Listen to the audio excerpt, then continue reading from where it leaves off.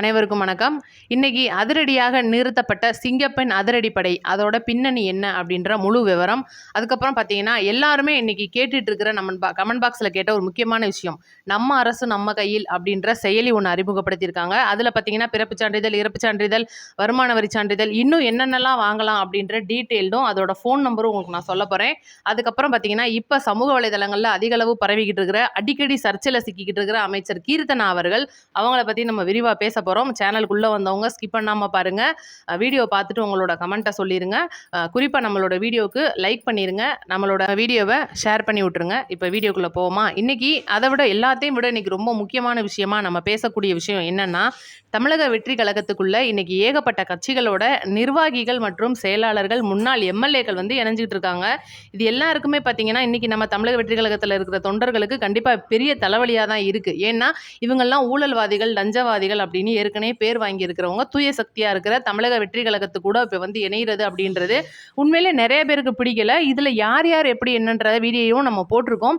இதுக்கெல்லாம் முழு முக்கிய காரணமா இருக்கிற பார்த்தீங்கன்னா, இப்ப விசிகா வந்து இணைஞ்சதுக்கு காரணம் ஆதவ அர்ஜுனா அவர்கள். ஏடிஎம்கேல பாதி பேர் வந்ததுக்கு காரணம் நம்மளுடைய செங்கோட்டையன் அவர்கள். இவங்கெல்லாம் பார்த்தீங்கன்னா, நேத்து ஒரு இணைப்பு விழா மாதிரி பனையூர்ல நடந்திருக்கு. நிறைய பேர் பேசியிருக்காங்க. புஷியானந்த் அவர்களும் என்ன சொல்லியிருக்காருன்னா, நம்மளுடைய கட்சியில வந்து இணைஞ்சிருக்கிற மாற்றுக் கட்சியினரை நம்ம வேற ஆட்களா பார்க்கக்கூடாது. இனிமேல் நம்மளுடைய நிர்வாகிகளாகவும் நம்மளுடைய தொண்டர்களாகவும் தான் பார்க்கணும் அப்படின்னு சொல்லிட்டு நிறைய அறிவுரைகள்லாம் சொல்லியிருக்காரு. ஆனா இன்னைக்கு தமிழக வெற்றி கழகத்தோட தொண்டர்களா, பொதுமக்களா இருக்கிற நம்மள மாதிரி ஆட்களுக்கு இது வந்து சுத்தமா அறவே பிடிக்காத விஷயமா இருக்கு அப்படின்றது என்னோட கருத்து.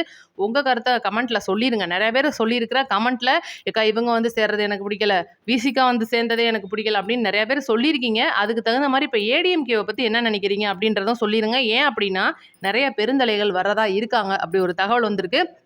அது போக இன்னைக்கு நம்மளுடைய தமிழக முதலமைச்சர் விஜய் அவர்களுக்கு சுத்தமா அறவே ஆகாத நிறைய சம்பவங்கள் 2ஆம் கட்ட தலைவர்களால் அரங்கேற்றப்படுகிறது அப்படின்ற ஒரு முக்கியமான விஷயமும் தகவலா வந்திருக்கு. அதிகாரப்பூர்வ தகவல் வந்தோடனே நான் உங்களுக்கு டீட்டெயில்டா சொல்லிடுறேன்.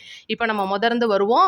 இன்னைக்கு ஏன் சிங்கப்பெண் அதிரடிப்படைகள் நிறுத்தப்பட்டது? அது வந்து ஏற்கனவே 27ஆம் தேதி ஒத்தி வச்சாங்க. ஏன் அப்படின்னா, நம்மளுடைய பிரதமர் அவர்களே சந்திக்க போயிருந்தாரு. டக்குன்னு அங்கிருந்து நம்மளுக்கு நேரம் கொடுத்துட்டாங்க, போகணும் அப்படின்ற ஒரு காரணம். அதனால பார்த்தீங்கன்னா மாற்றி வச்சாங்க. நேற்று நைட்ல இருந்து பயங்கரமா ஒத்திகைலாம் பார்த்துட்டு இருந்தாங்க. இன்னைக்கு அந்த விழா பிரம்மாண்டமா கொண்டாடப்பட இருந்துச்சு. நம்ம தமிழக முதலமைச்சர் தொடங்கி வைக்கிறதா இருந்தாரு. திடீர்னு பார்த்தீங்கன்னா, டிஜிபி அதுக்கான ரத்து அப்படின்ற ஒரு மிகப்பெரிய செய்தியை சொல்லியிருக்காரு. இதுவும் பார்த்தீங்கன்னா, முழுக்க முழுக்க நிர்வாக காரணங்களால் ஒத்தி வைக்கப்படுது. என்ன காரணம்னா, இன்னைக்கு நம்மளுடைய தமிழக முதலமைச்சர் அவர்கள் ஆல்ரெடி ஆண்ட பழைய அரசான ஸ்டாலின் அவர்களுடைய அரசுக்கு வெள்ளை அறிக்கை ஒன்று கொடுக்கறதா சொல்லியிருந்தாங்க. அதை பத்தின முழு மூச்சுல இறங்கியிருக்காரு அப்படின்ற ஒரு தகவலும், அது போக நிறைய துறைகள்ல இருக்கிற பல்வேறு விஷயங்களை இன்னைக்கு கலந்து ஆலோசிக்க பல்வேறு கோப்புகளில இன்னைக்கு கையெழுத்திடுறார் அப்படின்ற ஒரு காரணம் மட்டும்தான். அதனாலதான் இது நிர்வாக காரணங்களால் ஒத்தி வைக்கப்படுது. இன்னும் தேதி அறிவிக்கல. அறிவிச்சோடனே நான் சொல்லிடுறேன். ஆல்ரெடி இந்த சிங்கப்பெண் காவல் பணியினர் வந்து வேலையை தொடங்க ஆரம்பிச்சிட்டாங்க. அதாவது இன்னும் அங்கே நிக்கல இங்கே நிக்கலன்ற விஷயத்தை தவிர அவங்களுடைய பணிகளை மேற்கொண்டுட்டு இருக்காங்க. அந்த விழா அப்படின்றது மட்டும்தான் ஒத்தி வைக்கப்பட்டிருக்கு. அதோட டீட்டெயில் வந்தோடனே நான் தெளிவா சொல்லிடுறேன். இப்போ ரெண்டாவது பார்த்தீங்கன்னா, நம்ம செயலி, நம்ம அரசு நம்ம கையில் அப்படின்ற ஒரு செயலி உங்களுக்கு நான் சைடில் அந்த வாட்ஸ்அப் நம்பர் நான் கொடுத்துட்றேன். இதில் நீங்கள் என்னென்ன வாங்கிக்கலாம் அப்படின்னா, 66 துறைகளை சேர்ந்த அனைத்து விதமான அவங்களுடைய அப்டேட்ஸும், இப்போ நம்மளுடைய தேர்தல் வாக்குறுதி உங்களுக்கு தெரிஞ்சிருக்கும். நம்மளுடைய தமிழக முதலமைச்சர் விஜய் அவர்கள் கொடுத்த எந்தெந்த வாக்குறுதி எந்தெந்த துறையின் கீழ் வருது அப்படின்ற டீட்டெயிலு எல்லாமே பார்த்தீங்கன்னா சைடில் இருக்கும். இன்னும் அதெல்லாம் அதிகாரப்பூர்வமாக, அதாவது நம்மளுடைய பட்ஜெட் 2வது பட்ஜெட் தாக்கலின் போது ஜூன் மாதத்தில் தாக்கல் பண்ணுறாங்க. அதுக்கப்புறமா அதுக்கான அந்த அறிக்கையெல்லாம் நிறைவேற்றி முடிச்சுட்டு, தீர்மானம் நிறைவேற்றி முடிச்சதுக்கப்புறம் அதுக்கான நிதி ஒதுக்கப்பட்டதுக்கப்புறமா ஒவ்வொரு செயலும் வந்து செய்கிறதா இருக்காங்க.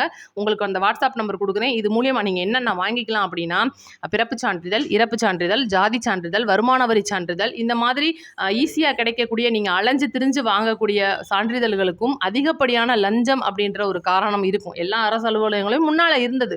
அது வந்து தவிர்க்கப்படணும் அப்படின்றதுக்காகவும், பொதுமக்களுடைய அலைச்சலை குறைக்கிறதுக்காகவும் தான் இந்த வேலை பார்த்துருக்காங்க. இந்த செய்தி வந்து ஆக்டிவேட்ல வந்துருச்சு அப்படின்னு ஒரு செய்தி வந்திருக்கு. நீங்கள் ட்ரை பண்ணி பாருங்க. இல்லை அப்படின்னா அதுக்கான டீட்டெயில் நம்மளோட கமெண்ட் பாக்ஸில் கேளுங்க. நான் உங்களுக்கு என்ன பண்ணணுன்றதை நான் சொல்லிடுறேன். அடுத்து இப்போ முக்கியமான விஷயத்துக்கு வருவோம். இப்போ பல்வேறு சர்ச்சைகளில் சிக்கியிருக்கிற அமைச்சர் கீர்த்தனா அவர்கள், சிவகாசியோட அமைச்சர், தொழில்துறையில் இருக்காங்க. அவங்க பார்த்தீங்கன்னா ஏற்கனவே வந்து ஏகப்பட்ட விஷயங்கள் அது மாதிரிலாம் வந்து பேசியிருந்தாங்க. இப்போ கூட அந்த கோவை சிறுமி வழக்கில் சிரிச்சதாலாம் கேள்விப்பட்டிருப்பீங்க. இப்போ அவங்க வந்து என்ன பண்ணியிருக்காங்கன்னா, அவங்களுடைய இன்ஸ்டா பக்கத்தில் ஒரு ரீல்ஸ் ஒன்று, அதாவது என்னன்னா, அவங்க தொழில் சார்ந்த துறை அப்படின்ற இருக்கிறனால நம்மளுடைய தொழிலை ஈர்க்கிறதுக்காக ஒரு வீடியோ ஒன்று அப்லோட் பண்ணியிருக்காங்க. முழுக்க முழுக்க இது வந்து டிஎம்கேவோட கண்ணை பறிச்சிருச்சு அப்படின்னு தான் சொல்லணும். ஏன்னா அவங்க இருக்கிறது தொழில்துறை, அவங்களோட இன்ஸ்டா பேஜில் அதை வந்து வீடியோவா போட்டு தொழிலாளர்களை ஈர்க்கிறதுக்காக, அதாவது தொழில் முதலீட்டுக்காரர்களை ஈர்க்கிறதுக்காக இந்த மாதிரி வீடியோலாம் போட்டுட்டு இருக்காங்க. இவங்க பார்த்தீங்கன்னா முழுக்க முழுக்க ரொம்ப ஆக்டிவா இருக்கிறவங்க. இன்னைக்கு சமூக வலைதளங்கள்ல என்னதான் அமைச்சர் ஆயிட்டோம் அப்படின்றதுக்காக ரொம்ப மண்டக்கனமாலாம் இல்லாம, நேத்தெல்லாம் கூட பார்த்தீங்கன்னா அவங்க துறைகள்ல இறங்கி அந்த இந்த மாதிரி மிஷினரிலாம் சரியா ஒர்க் ஆகுதான்னு சொல்லிட்டு சில தொழிற்சாலைக்குள்ள போய் வேலை பார்க்குறது. ஏன்னா முழுக்க முழுக்க சிவகாசி அப்படின்னா உங்களுக்கு தெரியும், குட்டி ஜப்பான் மாதிரி அந்த ஏரியா அப்படின்றது இன்னைக்கு எல்லாருக்குமே தெரிஞ்ச விஷயம். அதனால தான் அங்க வந்து ஏகப்பட்ட இப்ப பட்டாசுலாம் வந்து அதிகமா தயாரிக்கிற, இந்தியாவிலே 70% மேல தயாரிக்கிற ஒரே இடம் பார்த்தீங்கன்னா சிவகாசி தான். அவ்வளோ பெரிய ஒரு ஊர வந்து அவங்களுடைய அமைச்சர் ஊரா வச்சிருக்காங்க அப்படின்போது, அங்க எவ்வளோ பெரிய வேலை இருக்கும், எப்படிலாம் வந்து தொழில் முதலீட்டாளர்களை இழுக்கிறதுக்கான அவ்வளோ வேலைகளும் அவங்க பார்த்துட்டு இருக்காங்கன்றனால, அவங்க வந்து இந்த மாதிரி ஒரு ரீல்ஸ் போட்டு தொழில்துறைகளை ஈர்க்கிறதுக்கு, முதலீட்டுக்காரர்களை ஈர்க்கிறதுக்கு, வாங்க இந்த ஏரியால இப்போதைக்கு நம்மளுடைய அந்த முதலமைச்சரோட பார்வையின் கீழே இயங்குற அந்த தொழில்துறை அப்படின்றதுல நீங்க வந்து முதலீடு பண்ணும்போது கண்டிப்பா நீங்க நேரடியா தமிழக முதலமைச்சரை சந்திக்கிறதுக்கும், உங்களுடைய தொழில் வந்து வளர்ச்சி அடைகிறதுக்கும் நம்ம தமிழ்நாட்டுல நீங்க முதலீடு பண்ணுங்கன்னு சொல்லிட்டு ஒரு வீடியோ வெளியிட்டிருக்காங்க. இது அவங்களுடைய கண்ணை பறிச்சிருச்சு அப்படின்னு தான் சொல்லணும். இது பார்த்தீங்கன்னா ரீல்ஸ் அரசா இருக்கு. எப்போ பார்த்தாலும் ரீல்ஸ் போடுறாங்க, எதுக்கெடுத்தாலும் ரீல்ஸ் போடுறாங்கன்னு சொல்லிட்டு ஒட்டுமொத்தமா விமர்சனம் மட்டுமே பண்ணிட்டு இருக்காங்க. அப்படின்னா இதுக்கு முன்னாடி இருந்தவங்கலாம் என்ன பண்ணாங்க? அப்ப சும்மாவே இருந்தாங்களா? அப்ப தொழில்துறை அப்படின்றதெல்லாம் வளர்ச்சியே அடையலையா? அப்படின்றது தான் நம்மளுடைய ஒரு கேள்வி.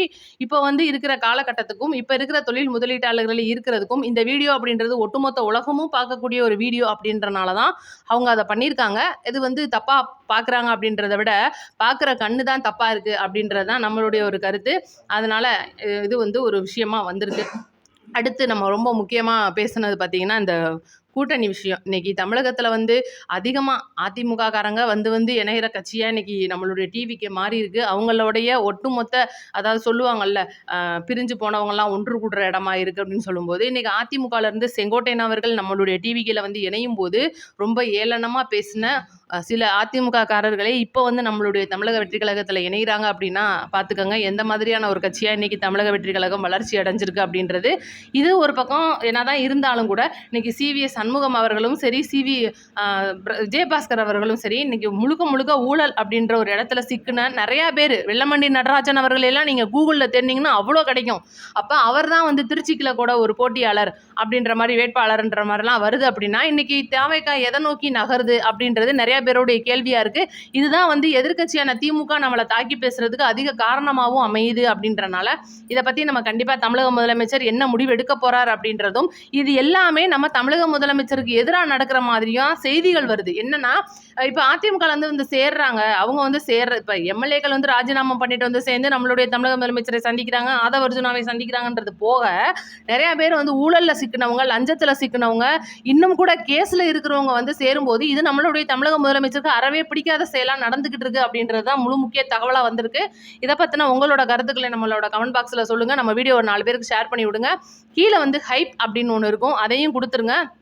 இன்னைக்கு இந்த ஒரு விஷயத்த நீங்க என்னவா நினைக்கிறீங்க? ஏன்னா இன்னைக்கு ஒவ்வொரு விஷயத்திலையும் நம்மளுடைய தமிழக முதலமைச்சர் எடுத்து வைக்கிற ஒவ்வொரு விஷயமும் இன்னைக்கு சிறப்பா இருந்துகிட்டு இருக்கும்போது, இந்த ஒரு தப்பான அலிகேஷன் நம்மளுடைய கட்சியில சேர்றது அப்படின்றது, ஏன்னா இன்னைக்கு விடுதலை சிறுத்தைகள் கட்சியை பத்தி உங்களுக்கு தெரியும், இவங்க வந்து என்ன மாதிரிலாம் சம்பவம் பண்ணியிருக்காங்கன்னு இன்னைக்கு சமூக வலைதளங்கள்ல அவ்வளோ வீடியோக்கள் இருக்கு. ஏன்னா இதை பத்தி நான் ஏற்கனவே நிறைய சொல்லியிருக்கேன். ஏர்போர்ட் மூர்த்தியா இருக்கட்டும், ஒரு வழக்கறிஞராக இருக்கட்டும், இவங்க 2 பேரையுமே இந்த விசிகா கட்சியை சேர்ந்த நிர்வாகிகள் பயங்கரமா தாக்கியிருக்காங்க. ஆனா தாக்கப்பட்டவங்க மேலேயே வந்து கேஸ் போட்டிருக்காங்க. தாக்குனவங்க எனக்கு என்னன்னு போயிட்டாங்க. இந்த கட்சி தான் வந்து விசிகா. இன்னைக்கு திமுகவும் விசிகாவும் வந்து நாங்கள் சண்டை போடுற மாதிரி போடுறோம், நீங்கள் வந்து திட்டுற மாதிரி திட்டுங்க, நாங்கள் பதிலுக்கு அறிக்கை கொடுக்குற மாதிரி கொடுக்குறோம், நாங்கள் உங்களுக்காக வந்து ஆர்ப்பாட்டம் பண்ணுற மாதிரி பண்ணுறோம், இதெல்லாம் போக இந்த மாதிரிலாம் வந்து கண் துடைப்பாக மக்களை ஏமாற்றுவோம் அப்படின்ற ஒரு சம்பவம் நடந்துட்டு இருக்கு. ஏன்னா இன்னைக்கு திருமாவளவன் அவர்கள் எம்பி பதவியே வந்து ராஜினாமா பண்ண போறாருன்ற தகவல்லாம் வேற வந்துட்டு இருக்கு. இது ஒரு பக்கம் இருக்க, சிபிஎம் வீரபாண்டியன் அவர்களும் சரி, சிபிஐ சண்முகம் அவர்களும் சரி, இந்த 2 கம்யூனிஸ்ட் கட்சிகளுமே வந்து தமிழக வெற்றி கழகத்தோடைய அந்த ஆதரவை பின்வாங்கிக்க போறாங்க அப்படின்ற ஒரு மிகப்பெரிய தகவல் இன்னைக்கு அதிமுக வந்து சேர்ந்த உடனே இந்த தகவல் வருது அப்படின்னா என்ன மாதிரியான காரணமா இருக்கும் அப்படின்றத நீங்க யோசிக்கணும். ஏன்னா திமுகவுடைய முழுக்க முழுக்க அந்த ஒரு அரங்கேற்றத்தின் பேர் தான் இன்னைக்கு வந்து நம்மளுடைய டிவிகேவுக்கு அவங்க ஆதரவு கொடுத்தது. இதுல மறுக்கிறதுக்கு எதுவுமே இல்லை. இது போக பாத்தீங்கன்னா அந்த ராஜினாமா பண்ணின எம்எல்ஏக்கள் இருக்காங்க பாத்தீங்களா, அவங்களுக்கு 20 ஆண்டுகள் போட்டியிடுறதுக்கு தடை வாங்கணும் அப்படின்ற ரொம்ப மும்பரத்துல இறங்கி இருக்கு நம்மளுடைய திமுக அறிவாலயம். இவ்வளவு விஷயங்களும் அறிவாலய கதறல்ல இருந்து வருது. ஆவுன்னா வந்து இன்னைக்கு வாரம் ஒருக்கா நம்ம எதுக்காக தோத்தோம்னு ஒரு ஆய்வு கூட்டம், நீங்க தான் தோத்துட்டீங்களே, மக்கள் தான் உங்களை விரும்பலையே அப்படின்னு நம்ம என்ன சொன்னாலும் ஏத்துக்க மாட்டேன்றாங்க. இந்த அரசு மேலே எப்படிலாம் குற்றம் சொல்ல முடியும், எங்கெல்லாம் பாலியல் குற்றம் நடக்கும் தேடி எடுங்கப்பா, இன்னைக்கு வந்து நம்ம தமிழக முதலமைச்சர் என்னதான் பண்றாருன்னு நம்ம கேட்போம் அப்படின்னு சொல்லிட்டு அதுலேயே மும்பரமா இருக்கிற இவங்களோட செயலை மறந்துடுறாங்க. இபிஎஸ் அவர்கள் அப்படித்தான் எதிர்க்கட்சியா இருந்து செயலை மறந்து தான் இன்னைக்கு பங்களாவை காலி பண்ணிட்டு இருக்காரு. நாளைக்கு அவங்களும் எதிர்க்கட்சியா இருக்கிறத மறந்து பங்களாவை காலி பண்றதுனால சீக்கிரம் வரப்போகுது. இது என்னுடைய கருத்து. உங்க கருத்தை சொல்லிடுங்க. நன்றி, வணக்கம்.